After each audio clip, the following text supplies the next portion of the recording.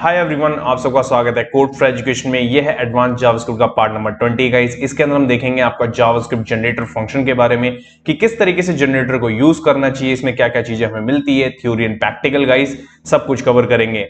And guys जैसे कि मैंने आपको हर एक वीडियो में बताई है, एडवांस जावास्क्रिप्ट की सीरीज चल रही है। अगर आपकी कोई भी वीडियो मिस हो जाती है तो प्लेलिस्ट का लिंक आपको डिस्क्रिप्शन बॉक्स में मिलेगा, वहां जाके आप वीडियो देख भी सकते हैं। एंड आपको मेरी किसी वीडियो से रिलेटेड कोई डाउट होता है तो कमेंट करके अपने डाउट को पूछ भी सकते हैं। सारे के सारे सोशल मीडिया के प्लेटफॉर्म के लिंक्स भी आपको डिस्क्रिप्शन में मिलेंगे, जाएं एंड फॉलो कर ले। एंड यहां चलते हैं, सबसे पहले देखते हैं व्हाट इज द जनरेटर्स। यहां पे इंट्रोडक्शन रखा है मैंने छोटा सा, इसको पहले रीड कर लेते हैं।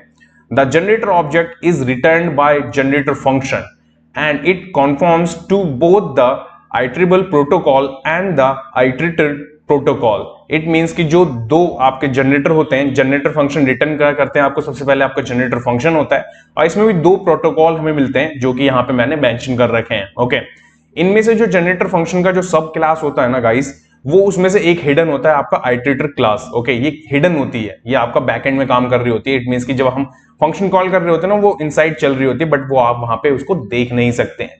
तो ये है इसका छोटा सा आपका थ्योरी का पार्ट, ओके, जनरेटर का। क्योंकि इससे प्रीवियस वाली क्लास में मैंने जो आपको IEEE सिखाया था, सेम उसी का ये आपका एक्सटेंडेड वर्जन कह सकते हैं आप। ओके, दोनों सेम है बट दोनों में क्या डिफरेंस है वो देखेंगे।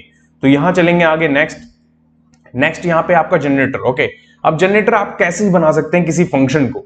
आप नॉर्मल फंक्शन कैसे लिखते हैं? नॉर्मल फंक्शन में हम फंक्शन लिखते हैं, फंक्शन का नाम देते हैं यहाँ पे जैसे मैंने दिया हुआ है, एंड देन उसके अंदर स्टेटमेंट्स हम लिखते हैं जो भी हमें करवाना होता है, कंडीशन बेस्ड या डायरेक्ट जो भी हमें रिटर्न करवाना होता है वो।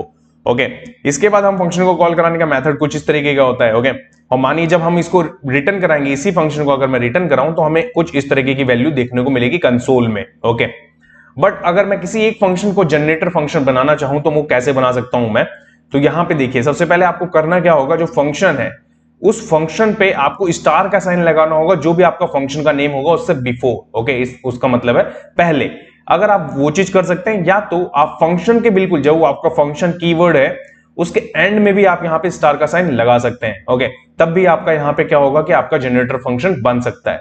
और यहां पे आप देखेंगे उसके बाद में इसके अंदर एक फील्ड मिलती है हमें यहाँ पे, ये देखिए, ये फील्ड आपकी क्या करती है, जैसे कि मैंने प्रीवियस वाले में आपको दिखाया था कि वहां पे नेक्स्ट मिलता है। ओके, तो यहाँ पे भी हमें मिलता है नेक्स्ट, और यहाँ पे हमें ये एक फील्ड मिलती है यहाँ पे यील्ड करके, और यहाँ पे ये पॉज करने का काम करता है। ओके, यील्ड बेसिकली आपका क्या होता है कि आपको ये बताता है कि आपको जो भी जितने भी स्टेटमेंट्स हैं आपके इनसाइड द फंक्शन, आप उसको सिंगल एग्जीक्यूट कर सकते हैं स्टॉप कर करके। ओके, कैसे वो तो देखेंगे अभी। मानिए जब मैंने इसका यूज करा, मैंने किसी एक फंक्शन को, सेम फंक्शन जो मैंने यहां लिखा था, इसलिए मैं यहां पे इसको कन्वर्ट कर रहा हूं जनरेटर में। तो मैं कुछ इस तरीके से, मैंने आपको प्रीवियस में मैंने आपको बताया था, जब कभी भी हम फंक्शन डिक्लेयर करते हैं प्रॉमिस के अंदर भी मैंने आपको यही चीज सिखाई थी। तो हम इसको एक वेरिएबल में स्टोर करवा लेंगे अब इस फंक्शन को। ओके, जब हम इसको एक वेरिएबल में स्टोर करवा लेंगे, तो वेरिएबल में स्टोर करवाने के बाद में हम यहाँ पे इस वेरिएबल का नाम लेंगे a.next। इसमें भी हमें नेक्स्ट मिलता है। नेक्स्ट हमें क्या करता है, सिंगल जो भी हमें एलिमेंट चाहिए उसका वैल्यू वो हमें रिटर्न करता है। और उसके अंदर दो पैरामीटर्स मिलते हैं हमें जेसन ऑब्जेक्ट के अंदर आपके। एक मिलता है आपका फॉल्स, जो कि हमें बताता है डन हुआ है या नहीं, और दूसरा हमें मिलता है वहां पे वैल्यू, जो कि हमने प्रीवियस वाले के अंदर क्लास के अंदर भी देखा था। ओके, और यहाँ पे कुछ इस तरीके से वैल्यू रिटर्न हो जाएगी जब हम इस फंक्शन को, जब जनरेटर फंक्शन बनाएंगे तो कुछ इस तरीके से हमें चीजें मिलेंगी। ओके, तो ये है आपका छोटा सा थ्योरी का पार्ट। ये सारी चीजें मैं आपको प्रैक्टिकल में करके दिखाता हूं। तो यहां चलते हैं सबसे पहले अपने एडिटर पे। सो गाइस, यहां पे एडिटर पे आने के बाद सबसे पहले मैंने एक फाइल बना रखी है, पार्ट 20 जावास्क्रिप्ट generators.html। ये सेम फोल्डर होने वाला है जिसके अंदर पूरा कोर्स कवर कर रहे हैं हम आपका एडवांस जावास्क्रिप्ट का। एंड यहाँ पे आपको राइट हैंड साइड में आउटपुट देखने को मिलेगा कंसोल के अंदर। मानिए यहाँ पे अगर मैं फंक्शन बना लूं, ओके, मैं एरो फंक्शन नहीं बना रहा गाइस, एक नॉर्मल फंक्शन बना रहा हूं जो पहले आपका ट्रेडिशनल में था वैसे। एंड मैं यहाँ पे अगर आपको कंसोल लगा के दिखाऊं, देखिए मैं 1 लिख ले रहा हूं एंड थोड़ा स्क्रॉल अप करते हैं, इसको करते हैं कॉपी, यहाँ पेस्ट कर लेते हैं 2 टाइम्स, एंड यहाँ पे सेकेंड कर देते हैं, यहाँ पे आपका थर्ड कर देते हैं, ये देखिए। ओके, और इस फंक्शन को कॉल कराने का तरीका जैन एंड पैराथेंथिस। ओके, मैं जनरेटर का शॉर्ट फॉर्म जैन ले रहा हूं, दैट्स व्हाई। ओके, यहाँ करूंगा मैं सेव, एंड सेव करने के तुरंत बाद आप देखेंगे कि 1 2 3 हमारे पास में इसको रोकने का कोई यहाँ पे हमारे पास में स्कोप नहीं होता है। ओके, इसलिए हमारे पास में इटरेटर, जो मैंने पिछली वाली क्लास में भी आपको बताया था, वहां पे भी हमारे पास में स्कोप मिलता है। और जनरेटर के अंदर भी हमें स्कोप मिलता है कि हम चाहें तो फंक्शन के अंदर के जितने भी स्टेटमेंट्स हैं उनको पॉज कर करके हम वहां पे यूज कर सकते हैं। कैसे? तो सबसे पहले हम क्या करेंगे, यहाँ पे स्टार का साइन लगाएंगे।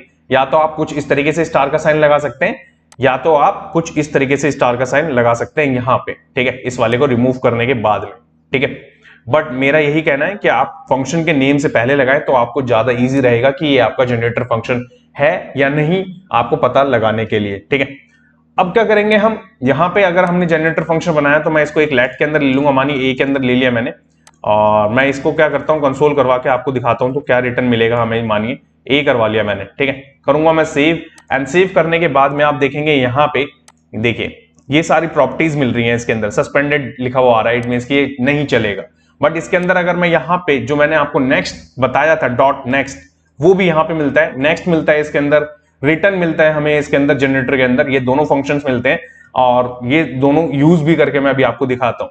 तो यहाँ पे सपोज मैंने नेक्स्ट यूज कर लिया, करूंगा मैं सेव, एंड सेव करने के तुरंत बाद आप देखेंगे कि 1 1 करके नहीं आ रहा है यहाँ पे एक ही बार में सारे के सारे प्रिंट हो गए, 1 2 3 जितनी भी आपकी स्टेटमेंट होगी वो, एंड लास्ट में आपको यहाँ पे एक ऑब्जेक्ट देखने को मिलेगा जिसकी value undefined and done true, जो कि प्रीवियस वाली क्लास में हमने ऑलरेडी देख रखा था, ठीक है। अब इससे कुछ ना कुछ आपको याद भी आ रहा होगा और समझ में भी आ रहा होगा अगर वो क्लास आपने देख रखी है अच्छे से। तो अब देखिए, मानिए कि मेरे को यहाँ पे पॉज कर करके चलानी है चीजें, कुछ हमारी वैसी होंगी फील्ड और कुछ पॉज करने वाली। तो मैं यहाँ पे सबसे पहले आपका यिल्ट लगा दे रहा हूं, और मैं इसको करूंगा कॉपी, और यहां करूंगा पेस्ट, एंड पेस्ट करने के बाद में यहाँ पे 4, ओके, ये चीज मैंने कर दी। यहां पे करूंगा मैं सेव, एंड सेव करने के बाद आप अब देखेंगे कि मेरा 1 जब प्रिंट हुआ ना, तो सेकंड जब प्रिंट हुआ तो वो यहाँ पे पॉज हो गया, ओके, यहां से वो आगे ही नहीं बढ़ा, यहाँ पे थर्ड फोर्थ पे गया ही नहीं। क्यों नहीं गया? क्योंकि हमने एक बार हमने यहाँ पे नेक्स्ट यूज करा था, और जब कभी भी हम नेक्स्ट यूज करते हैं वो पर्टिकुलर उसी ही की वैल्यू निकाल के देता है जहां पे आपका पॉज का हमारा डेटा होता है, ओके। तो यहां पे आप देखेंगे हमारा क्या है कि 1 आ गया, और दूसरी जो आया वो 2 के अंदर, क्योंकि हमने यहाँ पे यूज करा आपका यिल्ट, ओके, डन, एंड वैल्यू मिल रही है हमें रिटर्न में। अगर मैं एक बार और इसको प्रिंट करवा दूं और करूं सेव, एंड सेव करने के बाद अब आप देखेंगे तो देखिए थर्ड भी प्रिंट हो गया आपका, एंड फोर्थ भी आ गया आपका यहाँ पे। अगर इसके बाद एक और बार प्रिंट करवाऊं मैं तो हमें अनडिफाइंड देखने को मिलेगा और डन आ जाएगा आपका, जो कि मैंने प्रीवियस वाली क्लास में आपको बताया था कि कैसे आप ये कस्टम फंक्शन भी बना सकते हैं इसके अंदर, ओके। तो ये आपने देखा। अब मानिए कि ये चीज मैं क्या करता हूं, इसको भी कॉपी करके सबको ही अब एक जैसा बना देते हैं, ठीक है। देखिए ये मेरे पास में है यहां पे। अब मैं करूंगा सेव, एंड सेव करने के बाद में आप देखेंगे 1 2 3, ओके, 4 ये रहा आपका। 4 क्यों नहीं आया? क्योंकि हमने 4 प्रिंट करवाया ही नहीं, इसलिए वो वहां पे वैल्यू मिली ही नहीं। पर्टिकुलर जिस भी आपको एलिमेंट की वैल्यू, जिस भी आपको पर्टिकुलर स्टेटमेंट की वैल्यू आपको रिटर्न चाहिए ना, तो वो आपको यहाँ पे डॉट नेक्स्ट के साथ में प्रिंट करवाना होगा, तब जाके आप यहां से वैल्यू निकाल सकते हैं, सेम प्रीवियस वाली फंक्शन की तरह, ओके। यहां करेंगे कॉपी एंड करेंगे पेस्ट 1 टाइम और यहां करेंगे सेव। तो सेव करने के बाद देखिए अभी 4th आ रहा है आपका। एक बार और अगर मैं प्रिंट करवा दूं यहाँ पे, तो अब हमें यहाँ पे अनडिफाइंड प्लस यहाँ पे ट्रू देखने को मिलेगा, जिससे कि हमारा यहाँ पे फंक्शन हो चुका है खत्म। अब मानिए कि आप चाहते थे कि नहीं, मैं 2 और 3 की वैल्यू को स्किप करना चाहता हूं और 1 और 4th को ही चाहता हूं मैं, तो कुछ नहीं करना, आपको कंसोल से प्रिंट कर हटा देना है, प्रिंट मत करवाइए आप, ठीक है। ये देखिए मैं यहाँ पे इसको हटा दे रहा हूं और लास्ट वाली को भी हटा देता हूं, करूंगा मैं सेव, एंड सेव करने के बाद आप देखेंगे, देखिए पहले नंबर का आपका कंसोल प्रिंट हो रहा है, इट मींस कि 1 आ रहा है आपका और 4th आ रहा है आपका, जबकि आपने नेक्स्ट यूज करा है, ओके, जस्ट उसको स्किप करने के लिए, मतलब उसको हमें नहीं चाहिए, वो होना चाहिए वहां पे, बट हम उसका यूज नहीं करेंगे, ठीक है, ये चीज।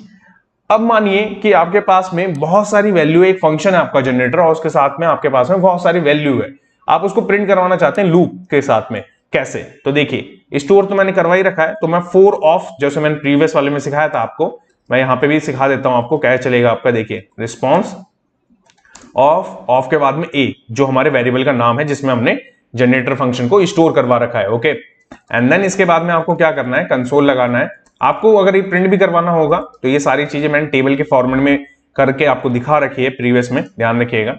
एंड करूंगा मैं कंट्रोल सेव, एंड सेव करने के बाद तुरंत बाद आप देखेंगे 1 2 3 4 एक बार में यहाँ पे सारे के सारे यहाँ पे प्रिंट हो चुके हैं, ओके।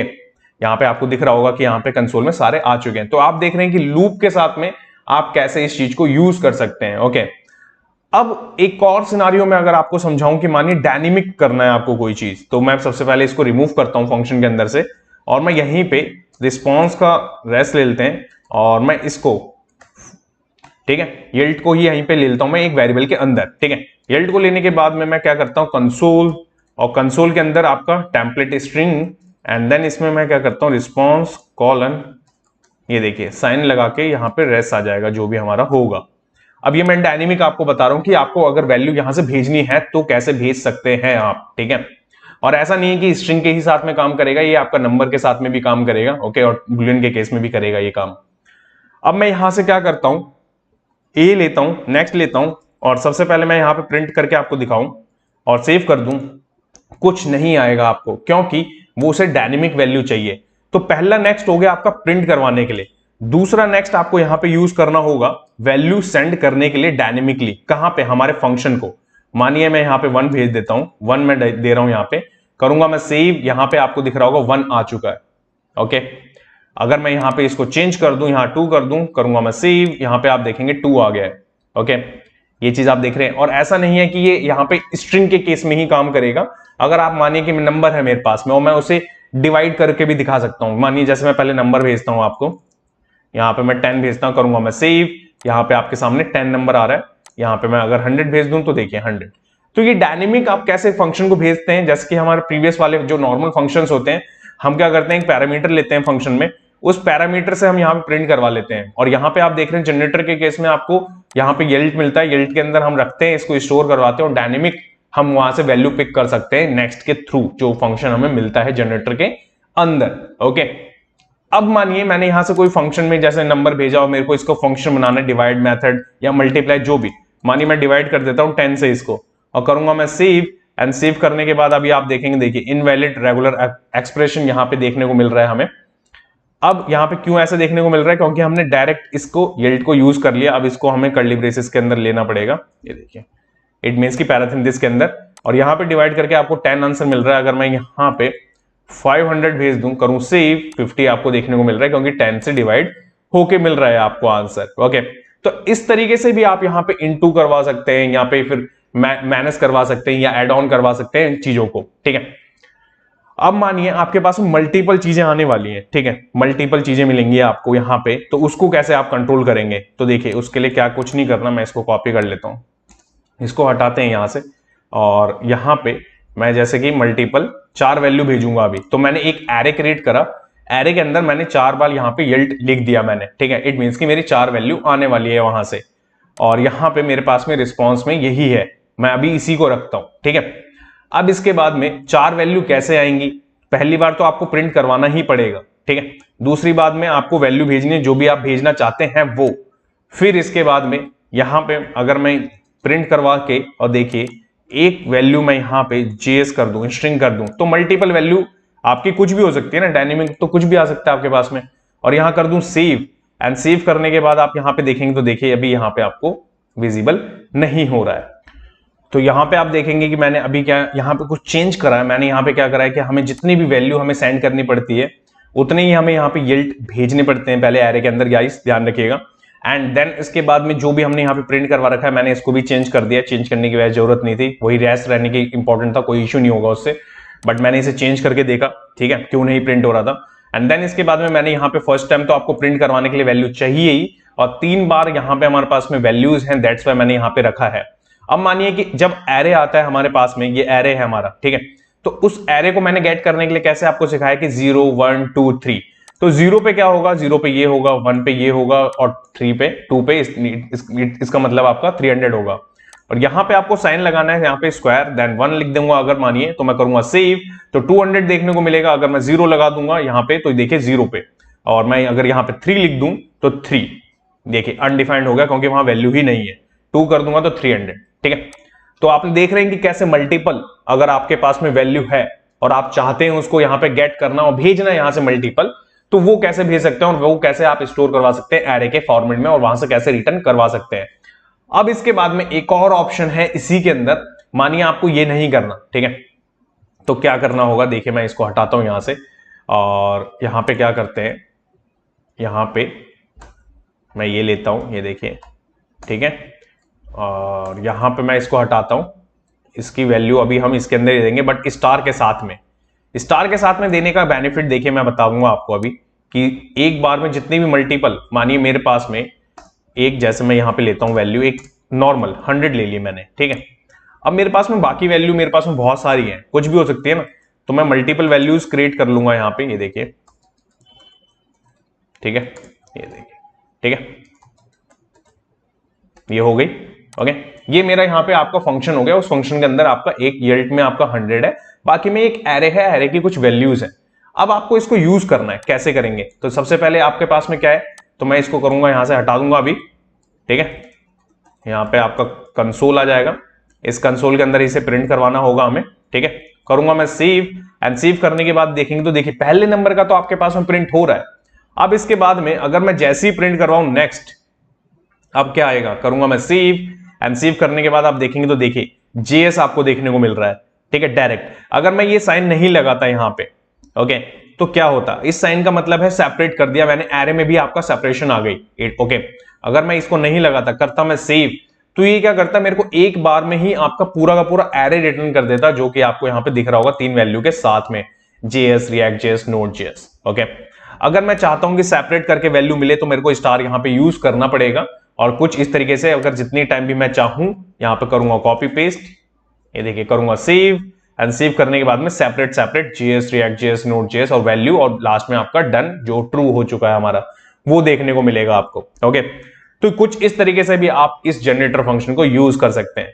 अब मैं आपको इसके अंदर सिखाता हूं, इस जो जनरेटर है आपका फंक्शन, इसके साथ में आपको स्प्रेड ऑपरेटर यूज करना है, तो कैसे कर सकते हैं आप, ठीक है। तो कैसे यूज कर सकते हैं आप, ठीक है। मानिए मेरे पास में ये 100 है ही, मैं इसको कॉपी पेस्ट करके, ये देखिए इतनी चीजें हैं मेरे पास में, मैं वैल्यू चेंज कर देता हूं, मानिए यही कर देता हूं जो मैं आपको दिखा रहा था, कुछ इस तरीके से आ सकती है वैल्यू, ओके। ये देखिए कुछ इस तरीके से चीजें हो सकती है, मेरे पास में एक फंक्शन है, ओके। और मैं यहां पे रिमूव करता हूं इन सारी चीजों को। अभी मैं क्या करता हूं सेव, सेव करने पे मेरे पास में एक ही वैल्यू है। अब मैं चाहता हूं जितनी भी मेरे पास में, एक बार तो प्रिंट हो जाए जो इसकी फर्स्ट वैल्यू हो, बट इसके बाद में जितनी भी वैल्यू बची है ना फंक्शन के अंदर, वो सारे की सारी एक एरे के अंदर आ जाए। तो एरे के अंदर लाने के लिए मैंने आपको स्प्रेड ऑपरेटर बताया था, कैसे 3 डॉट्स आपके मैंडेटरी हैं। हमारा ए के अंदर हमारा फंक्शन स्टोर हो रखा है, यहां पे हम यहां पे ए को रख देंगे, और इससे पहले हमें लगाना होगा यहां पे आपका ये एरे का साइन स्क्वायर, ठीक है। करूंगा मैं सेव, एंड सेव करने के तुरंत बाद आप देखेंगे पहली वैल्यू आपकी सेपरेट है, बिकॉज ऑफ यहां पे हमने इसे कॉल करवाया। सेकंड में हमने आपका स्प्रेड ऑपरेटर यूज करा है, दैट्स व्हाई यहां पे हमें एरे देखने को मिल रहा है, बल्कि हमने एरे क्रिएट नहीं करा, इससे पहले वाले फंक्शन में करा था हमने, बट इस बार हमने सेपरेट रखा है, बट फिर भी हमें यहां पे एरे देखने को मिल रहा है, क्योंकि हम यहां पे स्प्रेड ऑपरेटर यूज कर रहे हैं, ओके। अब इसके बाद में मैं आपको एक चीज और बताता हूं कि रिटर्न, जो रिटर्न मिलता है इसमें नेक्स्ट मिलता है, रिटर्न हमें आपका इटरेटर के अंदर नहीं मिलता, जो पिछली वाली क्लास थी उसके अंदर मैंने नहीं बताया था वहां पे रिटर्न, बट रिटर्न हमारा बाय डिफॉल्ट मिलता है फंक्शंस के साथ में, राइट, कि हम किसी भी चीज को स्टॉप करना चाहते हैं तो वहीं से वो स्टॉप कर सकता है। मानिए अगर मैं यहां पे ऐसे लिख दूं रिटर्न, तो ये यहीं से रिटर्न कर देगा, ओके, इसके आगे की वैल्यू को वो चेक भी नहीं करेगा। तो वैसे ही हमारे पास में यहां पे भी आपका जनरेटर फंक्शन के अंदर रिटर्न मिलता है। उसको कैसे यूज कर सकते हैं आप, आपने मानिए कि एक बार प्रिंट करवा दी पहली वैल्यू, उसके बाद में आपको ए लेना है, जो भी वेरिएबल का नाम होगा वो, देन रिटर्न लेना है आपको, उस रिटर्न के बाद में आपको फंक्शन कॉल करवाना है, जो भी होगा, और जो भी लिखना चाहे, जैसे मैं फंक्शन एंडेड लिख देता हूं, ये देखिए, ठीक है। कुछ इस तरीके से मैंने यहां पे एक कंसोल लिया, यहां पे एक वेरिएबल, जो भी वेरिएबल के अंदर आपने जनरेटर फंक्शन को स्टोर करवाया होगा वो, डॉट रिटर्न लेना है, रिटर्न के बाद पैराथेसिस, देन उसके अंदर जो भी स्ट्रिंग पास करनी है, जो शो कर सकते हैं आप कंसोल के थ्रू, जो आपको प्रिंट कराना है वो। यहां करूंगा मैं सेव, एंड सेव करते ही आप देखेंगे तो पहले नंबर का तो हमारी वैल्यू आ गई 100 जो थी, बट उसके आगे फंक्शन हुआ ही नहीं, और यहां पे आपको डन दिख रहा होगा, ट्रू हो चुका है। जबकि ट्रू कब होता था हमारा, ट्रू तब होता था जब उसके पास में कोई वैल्यू उसके अंदर बचती ही नहीं थी प्रिंट होने के बाद में, तब जाके हमारा ट्रू होता था, अदरवाइज वो फॉल्स ही चलता था जब तक उसके पास में वैल्यू होती थी। सेम इटरेटर के केस में भी और जनरेटर के केस में भी। बट यहां पे अगर जैसे ही आप रिटर्न यूज कर लेंगे, वो आपका फंक्शन एंडेड कर देगा, इट मींस कि उसको यहां पे डन कर देगा ये चीज, ओके। तो ये है आपका generator function guys. Iterator function भी आपने देखा प्रीवियस वाली क्लास में, आज आपने जनरेटर फंक्शन देखा। उम्मीद है कि आपको सारी चीजें समझ में आई होंगी। अगर कोई चीज आपको नहीं समझ में आई तो कमेंट करके अपने डाउट को पूछ सकते हैं। नेक्स्ट वीडियो में आपको मैं क्या पढ़ाने वाला हूं वो भी एक बार देख लेते हैं गाइस। सो गाइस नेक्स्ट वाले पार्ट में हम देखेंगे आपका जावास्क्रिप्ट के अंदर स्ट्रिक्ट मोड के बारे में। स्ट्रिक्ट मोड होता क्या है, कैसे यूज कर सकते हैं हम इसको, theory and practical guys. Thanks for watching this video. जब के लिए till then bye bye guys.